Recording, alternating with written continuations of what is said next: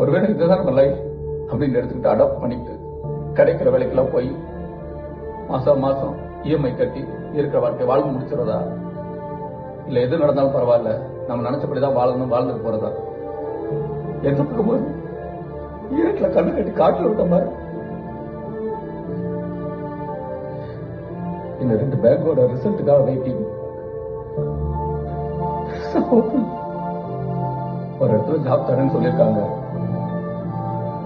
உன்னை வாங்க சாலரியோட கம்மி தான், வேற வழி இல்லைன்னா ஜாயின் பண்ணி தானே ஆகணும். நீங்க கேட்டீங்க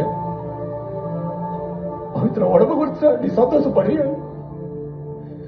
அவ குறைச்சிட்டா என்னால பார்க்க முடியல. எனக்கு நான் நினைச்சபடி வாழ்க்காவே இல்லை.